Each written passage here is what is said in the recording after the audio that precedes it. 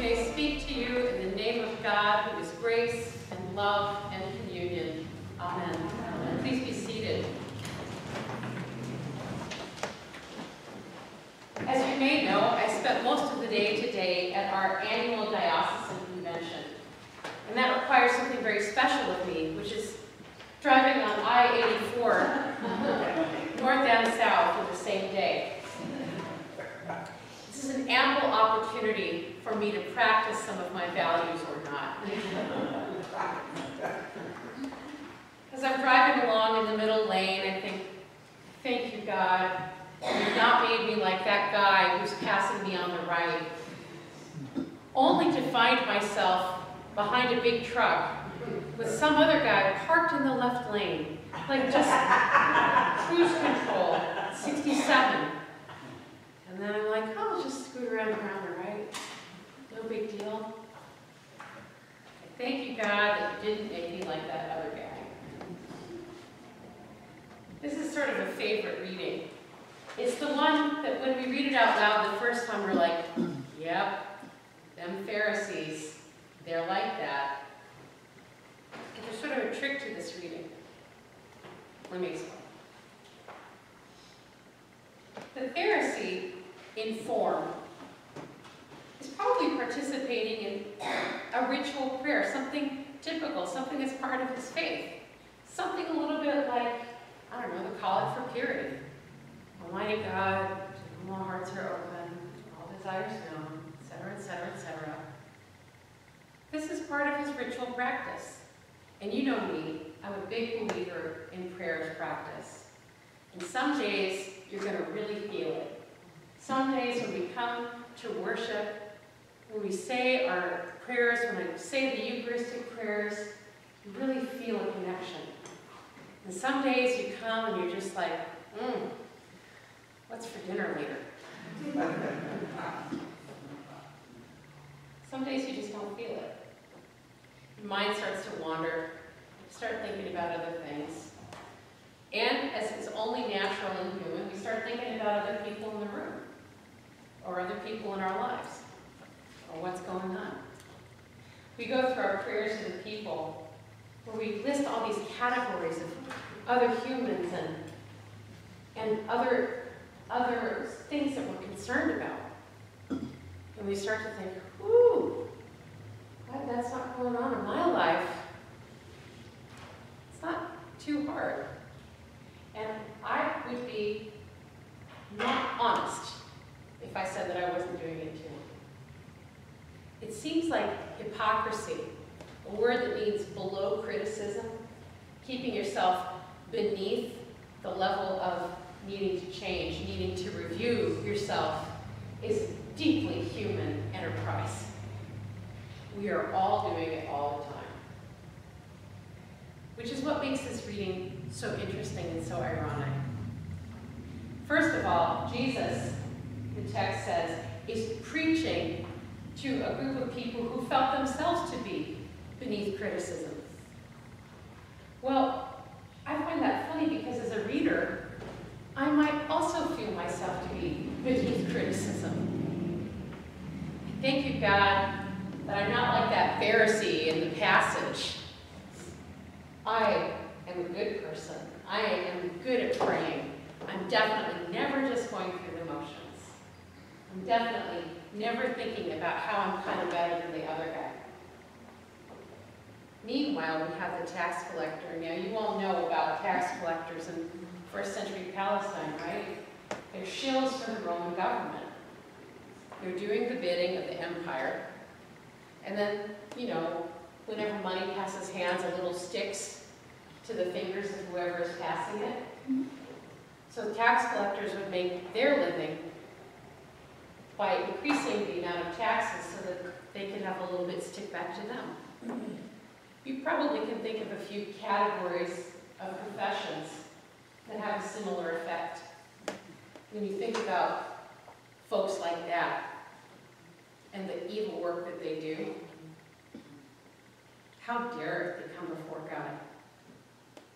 It's interesting because the text doesn't say, and then the tax collector repented.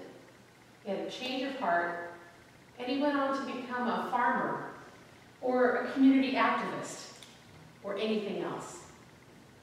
It just says, couldn't even raise his eyes to heaven. He knew what he was up to, and he still was hoping for mercy. I think the thing about it is we don't know what's written on other people's hearts most of the time. We don't know how much everybody is in the middle more than it seems. We give folks a lot of power over us in a sense. We ascribe to them almost superhuman powers to read our minds and respond to our wants or not. To not behave toward us in the way that we would prefer. That can be both a lever and a rod. In our hearts, we're thinking, I've got a lever over this person, because I know I'm not a jerk like that. And it can be a rod that we beat them with, at least in our minds. But we don't know what's going on with other people's lives most of the time. A friend of mine has a really good expression. He says, no one knows what's happening in a marriage except for the two people together. And I think that could be true about just about any kind of relationship.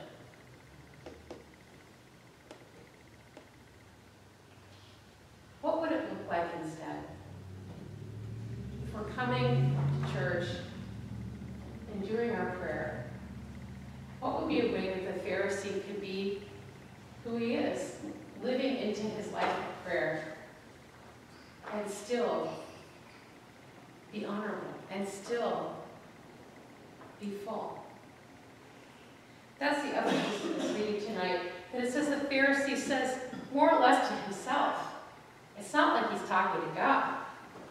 Is he sort of describing in his own mind, here I am. What a good boy am I. What we see here is one person who's going through the motions without an open heart, and another person whose heart is broken in half. But we don't know the end of the story. What would happen if we allowed ourselves, when we came to worship, to let our hearts break just a little bit? To break open to the things that we're praying for, to break open to the ways in which we ourselves maybe could do some reflecting, maybe could turn ourselves around a bit. Even better, the ways in which we can say, God, I'm not having much success turning this around on my own. I'm going to need you. This is beyond my control. What if our hearts opened to let God in?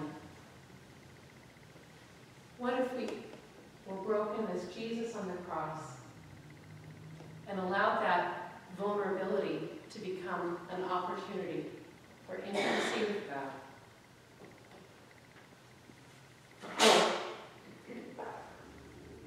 It's hard, right? It's hard. I like that expression, be kind, for everyone is going through a great battle. I have to remind myself of that sometimes, especially when people are being aggressive, performative, behaviors that rub me the wrong way. I don't know what kind of inner battle they're going through. Today at convention, we talked about some pretty big issues that we as a diocese want to engage in meaningful ways. We talked about racial reconciliation, an ongoing conversation for us. We talk about environmental justice, something that is increasingly pressing needs. We talk about the role of young people and young adults. We talk about what is our church like if it's super inclusive for people of every age, from the smallest to the tallest. We talk about all kinds of things. And I'll tell you, in a big room full of Episcopalians, and especially a lot of clergy, you're never going to see a judgier group of people. People who get up and say things and everyone is sitting at their tables saying, I could have done that better. We got to give each other some leeway. We've got to allow one another to try, fall down, and help them get back up. And to give ourselves some room to try, and fall down, and get back up. And most of all, we cannot do that without God's grace. God's abundant, flowing grace. It's like a sea we're swimming in all the time. And if we just open our eyes, open our mouths, open our hearts, we would feel it rushing in. I invite you tonight, especially as we go through our prayers, as we celebrate the sacrament, to allow yourselves to open a little bit more. To allow the prayers that maybe we're a little too familiar with, the songs that maybe we've sung one or too many times, allow them to enter into you in a new way. Allow your heart to be open in a way it hasn't before. And invite God to come in and mend it in a way where it's even more powerful. Thank you, God, that I'm not like those people over there. No.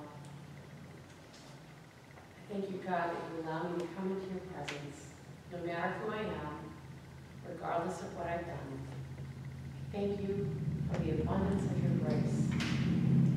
Help me, God, to be a living example of your grace to all the world. In Jesus' name, amen.